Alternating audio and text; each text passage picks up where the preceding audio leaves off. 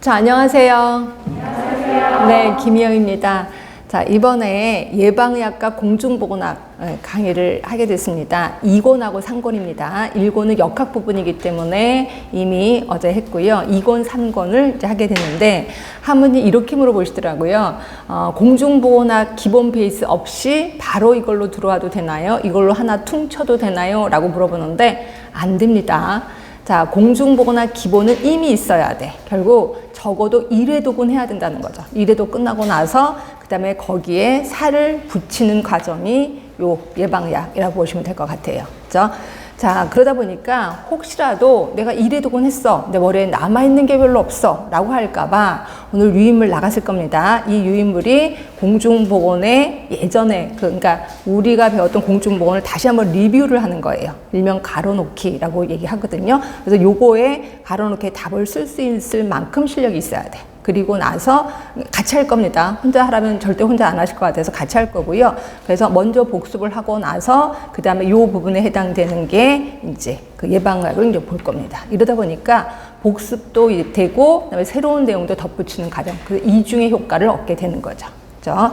자, 그리고 제가 이제 이거를 미리 이제 공부를 해봤을 거 아니에요. 다 공부를 하는 과정에서 어떤 때는 이제 밤에 공부를 하면서 소름이 끼칠 때도 있어요. 이게 왜 그러냐면, 우리가 이제 시험 보러 갔을 때, 이런 문장은 어디서 나왔을까? 이런 건 어디서 나왔을까? 되게 궁금했던 것들이 여기에 그대로 있는 거예요. 아예 토시 하나 틀리지 않고 그대로 있는 거예요. 그래서, 와, 문제를 내실 때 이 책을 갖고 그대로 문제를 내셨구나라는 게 제가 한두 번 겪은 게 아닙니다. 그래서 이 책은 한 번씩은, 그러니까 연구사를 준비하시는 분들이라면 꼭 반드시 봐야 될 것들이 이 책이라고 보시면 돼요. 그래서 보시다 보면 선생님들도 이거 어디서 많이 봤는데 이런 문장이 느껴지실 겁니다. 자, 그리고 이렇게 해서 이제 공부를 했어요. 그 다음에 이제 어떻게 하느냐? 다음 주에 오시면 역시 쪽지 시험이 기다리는데 그 쪽지 시험도 대부분 기출 문제로 이루어져 있습니다. 결국 우리는 기출 문제를 또 다시 한번 접하게 된다. 이렇게 보시면 되고요. 그래서 말 그대로 이 예방의학은 완벽 추구. 이렇게 생각하시면 될 것 같아요. 그래서 이 정도로 좀 하면 될 것 같고요. 자, 일단 우리 나눠준 유임을 먼저 하고 그 다음에 이제 본 수업 들어가겠습니다. 일단 환경부터 먼저 들어가요. 자, 환경하면 유임을 다 받으셨을 거예요. 자, 인간의 활동으로 배출된 물질 때문에, 그러니까 우리가 어떤 활동을 해요. 그럼 그 배출된 물질 때문에 건강권의 피해, 가로 보이지? 환경권의 박탈, 그리고 재산권의 피해를 줄 때 이걸 환경오염이라고 한다. 결국 환경오염의 원인은 누구다? 우리다. 우리가 활동한 것 때문에 그렇다. 그리고 요새 특징은 월경성 환경오염이라는 게 있습니다. 결국 대한민국에서 일어난 오염물질이 대한민국에서 끝나는 게 아니라 다른 나라로 넘어간다는 거죠. 자, 이거의 피해를 보는 게 우리나라죠. 중국의 오염물질이 다 우리나라로 오고 있잖아. 그래서 이렇게 국경을 넘어서 오는 거를 월경성 환경오염이라고 하는 거고, 요게 가장 큰 문제라는 거죠. 그래서 쭉 써 있었습니다. 우리 이미 다 배우셨을 거고. 자, 그냥 환경 관련 용어. 자, 요거 공부할 때 어떤 식으로 공부하라 그랬어요? 딸랑 요거만 배우면 안 되는 거고, 요거의 개념은 당연히 알아야 돼. 개념 알고, 이거의 원인은 뭐지? 원인도 알아야 되고, 그리고 요거의 결과 어떤 일이 벌어지는지 이것도 알고 있어야 된다라고 얘기를 했고요. 제일 처음 나오는 게 엘니뇨입니다. 자, 엘니뇨는 원인이 뭐에서 썼냐면 지구온난화입니다. 지구온난화. 자, 지구온난화가 일어나면 요거의 결과 동태평양의 바닷물의 온도가 높아지죠.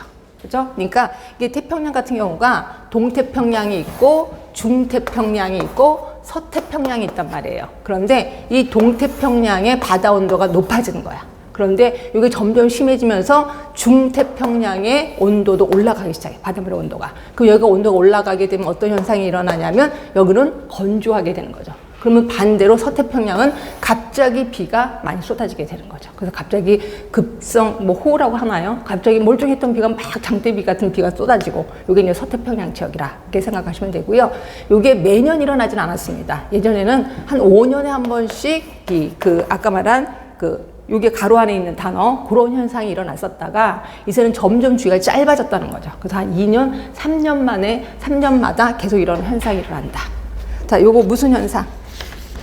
예, 엘니뇨 현상입니다. 동태평양의 바닷물의 온도가 2, 3도 상승돼서 수개월 동안 지속되는 거를 엘니뇨 현상이라고 하는 거고요. 요게 주기가 점점 짧아지고 있다. 이렇게 보시면 되고. 그 다음에 두 번째입니다. 결국, 자, 다시 한번 지구 온난화 때문에 동태평양의 바다 온도가 높아져서 라니냐, 엘니뇨 현상이 일어나고, 엘니뇨 현상 이후에 나타나는 게 기상이변이 일어난다. 이렇게 외워두시면 돼요. 그렇죠? 그래서 이렇게 세 가지를 연결해서 외우시면 되고요. 자, 그 다음에 두 번째는 합성세제, 비료. 합성세제 또는 비료를 우리가 미친 듯이 써.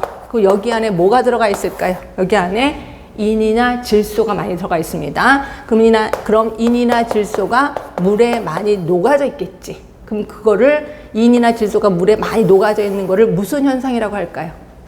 부영양화라고 해요. 부영양화. 그럼 부영양화 요거를 먹고 사는 플랭크톤이 급증할 거야. 그렇지? 플랭크톤이 급증하는데 녹색의 플랭크톤이 많아지면 무슨 현상? 녹조 현상. 백색의 플랑크톤이 많아지면 백조 현상. 이런 현상이 일어난다. 결국 부영양화하고 그 다음에 이거는 뭐야? 적조 현상이라고 표현하죠. 적조 현상, 적조, 녹조, 백조 이렇게 표현합니다. 적색의 플랑크톤이 많아진 걸 적조 현상이라고 하는 거고, 그래서 부영양화하고 적조 현상은 바로 연결돼서 일어난다. 이렇게 보시면 되고요. 그래서 2번에 가로놓기에는 부영양화 그리고 적조 현상 같이 집어넣으셔야 돼. 그치? 자, 거기 보이시죠? 유기물질, 무기물질, 특히 인이나 질소입니다. 얘네들이 함유된 합성세제, 비료 등이 하수에 다량으로 흘러들어와. 이걸 우린 부영양화라고 하는 거고, 그 부영양화로 인해서 플랭크톤이 과도하게 번식하게 되는 거죠. 그거를 우리는 적조 현상이라고 한다. 자, 세 번째입니다. 플라스틱, 비닐계통, PVC를 태웠어. 그러면 시커먼 연기가 나면서 거기 안에 이물질이 들어가 있습니다. 자, 뭘까요? 뭐가 들어가 있어요? 네, 바로 하는 말. 다이옥신이 들어있죠. 다이옥신. 그 다이옥신은 뭐 하는 애인데? 얘가 발암물질이죠. 발암물질. 자, 네 번째입니다. 오존층이 파괴된 겁니다. 자, 오존층이 왜 파괴될까요? 파괴된 주요 원인물질이 있죠. 그죠? 이 중에서 지금 이산화탄소, 메탄가스, 산화질소가 이제 가장 큰 애 있어. 걔가 무슨 가스? 응? 무슨 가스 때문에 오존층이 파괴될까요? 프레온가스. 프레온가스 때문에 오존층이 파괴돼요. 그럼 오존층이 파괴되면 그 다음에 유해한 자외선이 오죠. 그 유해한 자외선이 와서 인간에게 두 개의 병을 일으킵니다. 거기 조그만 가로 있죠. 두 개. 뭘까요? 피부암, 백내장을 일으킵니다. 그래서 첫 번째 가로에는 피부암, 백내장을 써주시면 되고, 두 번째는 프레온가스를 써주시면 돼요. 그래서 이 정도는 기억을 해두셔야 되고, 자, 다섯 번째입니다. 자, 이런 현상이 있었죠. 자, 빌딩이 많은 대도시에 그날따라 되게 추웠어. 사람들이 미친 듯이 불을 뗄 겁니다. 그럼 여기에는 공기가 덮여지겠지. 그럼 얘네들 위로 올라갈 거예요. 위로 올라가면 여기에 공기가 없으니까 주변부터 공기를 빨아들일 겁니다. 그렇죠? 이거를 우리 무슨 현상이라고 할까요? 열섬 효과, 열섬 현상이라고 표현합니다. 그러면 열섬 현상 때문에 일어나는 게 뭘까요? 열섬 현상 때문에 어떤 현상이 일어나? 그날따라 여기가 많아, 먼지가. 그럼 이 먼지가 다 위로 올라가고, 그렇죠? 먼지가 위로 올라가서는 바람이 없으니까 멈추겠죠. 결국 먼지 기둥 현상, 먼지 지붕 현상이 일어나게 된다. 이것도 기억해 주셔야 돼. 열섬 현상 이후에 먼지 지붕, 먼지 기둥 현상이 일어난다. 이것도 얘기를 써주시면 되죠. 자, 그러면서 이러한 열섬 현상이 심해지는 경우가 언제냐면 하늘이 맑고 바람이 약할 때. 그리고 일교차가 심한 겨울이야, 여름이야? 겨울이죠. 일교차가 심한 겨울이죠. 겨울에 열섬 현상이 더 심해집니다. 주로 밤에 일어날까요? 낮에 일어날까요? 밤에 일어납니다. 그리고 인구가 밀집되고 높은 건물이 많은 도심지에 이 열섬 현상이 심해진다라고 보시면 돼요. 자, 그러면 열대야입니다. 자, 열대야는 엘니뇨 등 기상이변의 여파로 여름밤의 기온이 몇 도 이상? 25도 이상. 25도 이상이 된 현상을 우리는 열대야라고 하는 거고요. 25도가 넘어가면 밤에 잠을 못 자게 됩니다. 네, 그래서 그 기준 이상을 열대야라고 한다. 자, 7번째입니다. 이것도 들어보셨을 거예요. 자, 쓰레기 매립장, 분뇨 처리장, 이런 혐오 시설은 우리 지역에 두면 안 돼. 자, 무슨 현상? 예, 님비 현상. 님비 현상. 이거랑 비슷한 단어들이 두 개가 더 있습니다. 자, 3D 업종 외에 모든 업종을 환영한다. 무슨 현상? 핀피 현상. 핀피 현상. 그 다음에 세 번째는 자, 혐오 시설은 우리 지역은 물론 다른 지역도 설치하면 안 돼. 그 어디에도 설치하면 안 돼. 뭘까요? 바나나 현상. 바나나 현상. 님비, 핀피, 바나나 현상. 요 세 개는 몽땅 묶어서 뭐? 지역 이기주의. 지역 이기주의. 그러면 여러분 꼭 그래요. 바나나 현상 하면은 우리 지역은 말고 다른 지역도 안 된다면서요. 그러면 이거는 지역 이기주의 아니지 않습니까? 라고 하는데 보세요. 어떤 건물을 하나 세워지면 좋은 점도 있고 나쁜 점도 있잖아. 근데 그 나쁜 점은 나는 용납하지 못하겠다는 거잖아. 그러니까 이것도 일종의 이기주의다. 이렇게 생각하시면 돼요. 그래서 이 세 개를 몽땅 묶어서 지역 이기주의라고 표현하고 있습니다. 자, 그 다음에 환경과 관련된 국제협약. 얘도 좀 중요해서 특히 가로 안에 다, 거기에 규제 대상 다 써놨습니다. 일단 런던 협약 하면은 무슨 오염을 방지하는 거죠? 응? 아, 폐기물인데 폐기물을 바다에 갖다 버리지 말아야지. 그래서 해양 오염 방지입니다. 해양. 그래서 런던 협약 이후로 바다에 갖다 버리지 못하니까 못 사는 나라에 갖다 버렸지. 그래서 못 사는 나라에 갖다 버리는 것도 자제하자라는 협약이 있었습니다. 뭘까요? 그게 바젤 협약이죠. 그래서 바젤 협약은 유해 폐기물의 불법 교역을 규제하자. 불법 교역을 규제하자. 이런 거였었습니다. 하여튼 두 개는 짝을 져서 외우셔야 돼. 런던 협약, 바젤 협약. 자, 그 다음에 비엔나 협약. 이거 뭐예요? 비엔나. 오존층이죠. 그래서 오비 이렇게 외우라 했습니다. 오존층에 대해서는 두 개가 있었습니다. 비엔나 말고 또 하나가 몬트리올 의정서. 그래서 이거는 연도도 외워두세요. 85년에 오존층, 89년 또는 87년도 맞다 그랬습니다. 87년에 몬트리올 의정서. 두 개는 워낙 유명하니까. 자, 그 다음 제일 유명한 거는 기후 쪽이겠죠. 그렇죠? 온난화, 이런 기후변화 방지 협약. 자, 1기가 기후변화 방지 협약. 이게 1기입니다. 그 다음에 2기는 어딜까요? 교토의정서죠. 굉장히 유명한 교토의정서. 이게 2기입니다. 3기는 발리 기후변화 방지 협약 로드맵. 이게 3기. 4기는요. 4기는 여기 없지? 4기는 코펜하겐입니다. 2009년에 코펜하겐 협약. 그 다음에 5기가 파리 기후변화 협약. 이게 5기죠. 그래서 이 중에서 중요한 거는 교토의정서하고 파리 기후변화 협약이 중요하다라고 표현했고요. 그래서 요거 비교돼서 저 시험 문제 나오니까 좀 신경 쓰자라고 얘기를 했고, 그 전에 이 협약에서 우리 가스 조심하자, 줄이자라고 했던 거였습니다. 그 가스가 바로 밑에 보이시죠? 자, 제일 처음 뭐예요?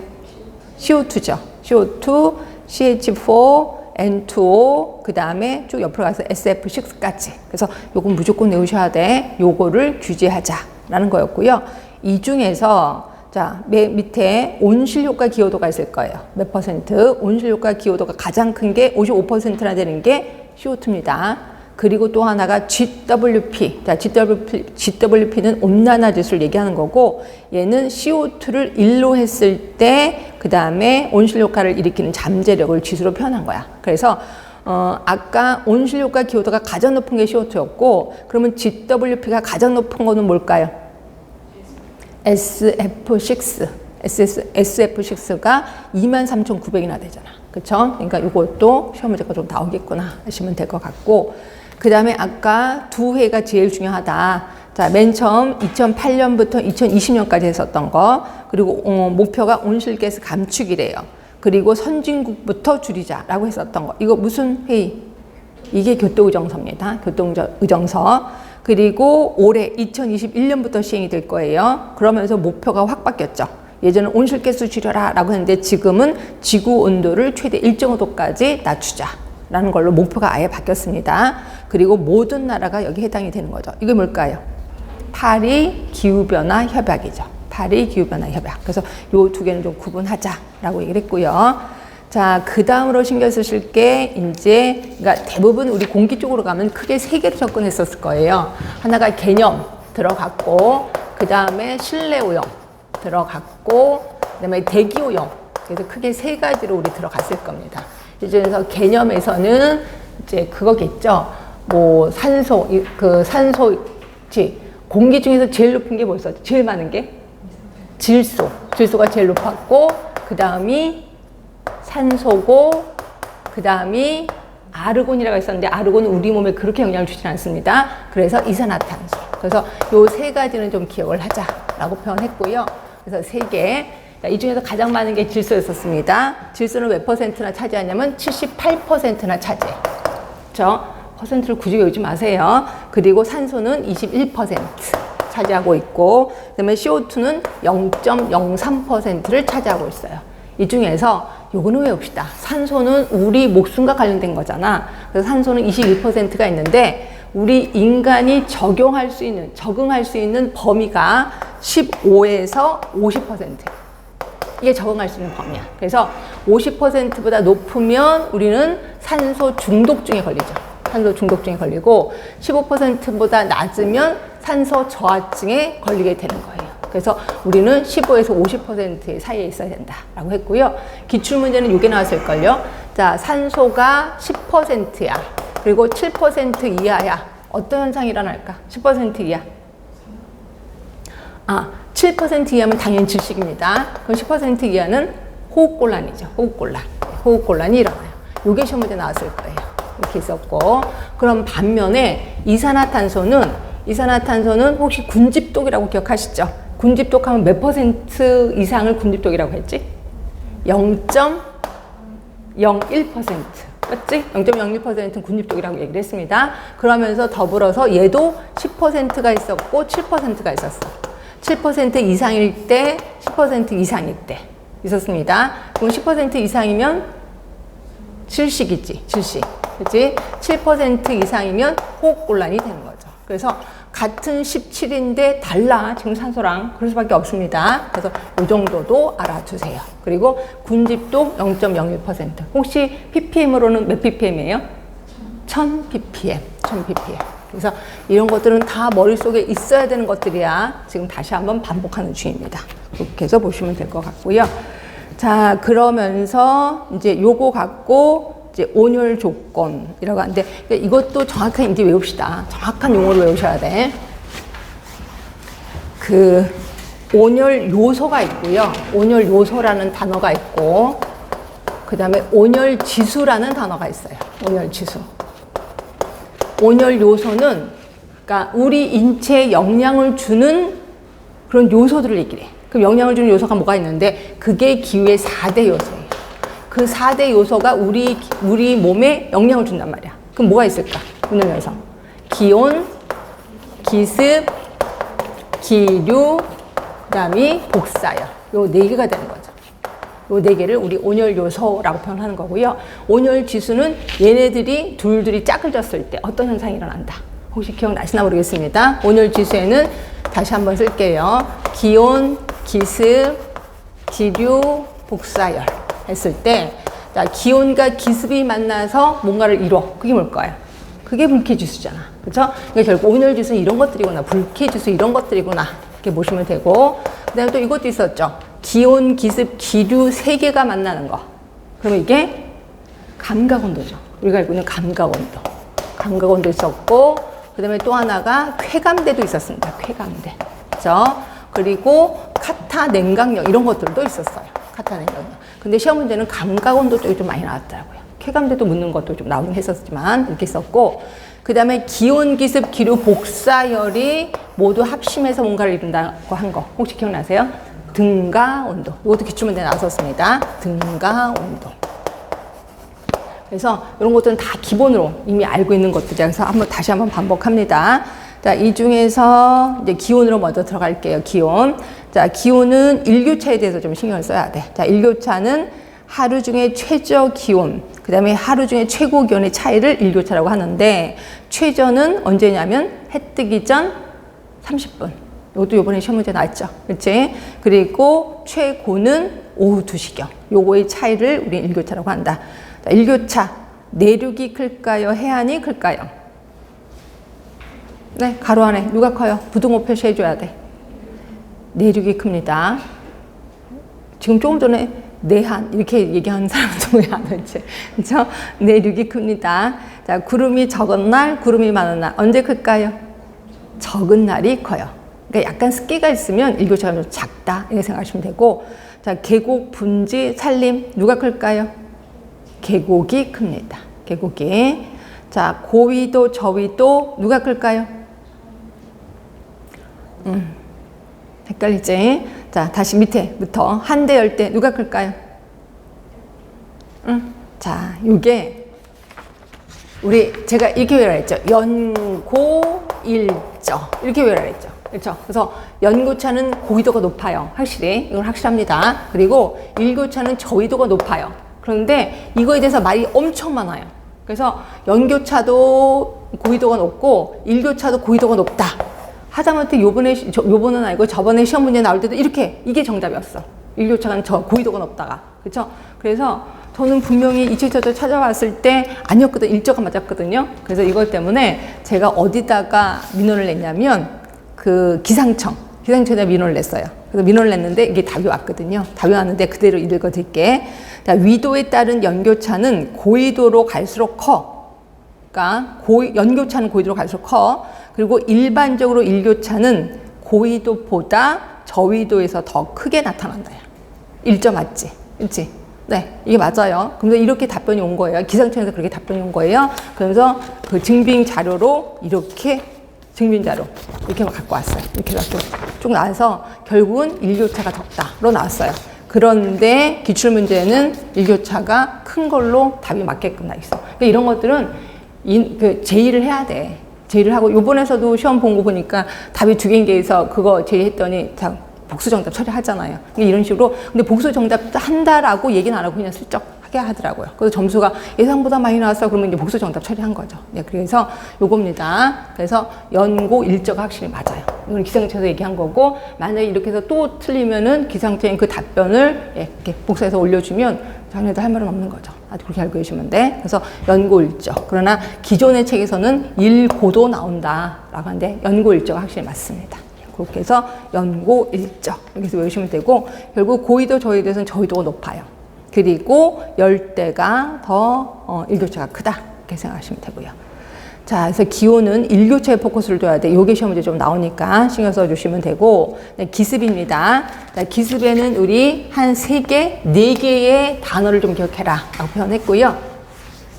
지금 현재 이 공기 안에 1세제곱미터, 자, 1세제곱미터를 잘라. 그리고 여기 안에 현재 습도, 이게 뭘까요? 현재 얼마나 습도가 있어? 이게 뭘까요? 예, 절대습도입니다. 절대습도. 현재의 습도를 절대습도라고 하는 거죠. 그럼 요 공간이 포화가 됐어. 그럼 무슨 습도? 포화습도지 뭐. 포화습도. 자, 그럼 요거 2개를 비교하고 싶어. 그럼 비교한 거를 우리는 비교습도 또는 상대습도라고도 표현합니다. 자, 근데 비교습도는 어떻게 비교했어요? 뭐분의 뭐? 뭐분의 뭐? 포화습도 분의 절대습도로 비교를 한 거지. 그치? 포화습도 분의 절대습도입니다. 외우셔야 돼. 그리고 이걸 빼기도 했습니다. 뺀 거를 우리 포차라고 해요. 포차는 뭐 빼기 뭐? 포화습도 빼기 절대습도를 뺀 거죠. 그렇죠? 그래서 우리 비교습도는 이게 포화습도 분의 절대습도 곱하기 100이에요. 근데 이게 100이 나왔다는 건 결국 뭐예요? 지금 포화가 됐다는 거지. 그럼 요거는 언제? 하루 중에 언제? 새벽이에요? 낮 2시? 그러니까 낮 2시예요. 새벽이지. 새벽에 우리 나뭇잎에 이슬 비치는 거. 그러면 그만큼 포화가 됐다라고 표현하고 있습니다. 그래서 요 정도는 알고 계셔야 돼. 자, 볼게요. 맨 처음에 기억은 현재 공기 1세제곱미터에 함유된 수증기량이니까 절대습도. 그치? 두 번째는 그 온도에서의 포화 수증기량을 얘기하는 거니까 포화습도. 그 다음에 세 번째는, 자, 네모 박스 안에 보시면 포화 수증기량분의 그 온도에서의 공기 중의 수증기량이니까 절대습도죠. 그래서 요거는 비교습도를 얘기를 하죠. 그리고 리을번은 포화습도에서 절대습도를 뺐으니까 포차라고 보시면 돼요. 근데 기류로 갑니다. 자, 기류는 0.5m/s 이하를 뭐라고 하는지 아세요, 혹시? 불감기류라고 하지. 불감기류. 바람이 불긴 부는데 내가 느끼지 못해. 근데 이 불감기류가 어떤 역할을 하냐면 실내나 의복 안에 항상 존재해. 그래서 인체의 신진대사를 촉진한다. 이런 효과를 갖고 있습니다. 자, 그 다음에 기류의 측정기. 자, 실외, 풍차 속도계, 아네모메타. 실내는 카타 한란계, 카타 온도계라고 보시면 되고, 특히 카타 온도계 같은 경우 눈금이 좀 특이하다라고 얘기를 했습니다. 100도에서 95도 이렇게 있는 거죠. 그래서 100도에서 95도로 내려가는 시간을 몇 번 측정해서 이걸 평균을 내는 겁니다. 그걸 우리 카타 온도계라고 표현하고 있습니다.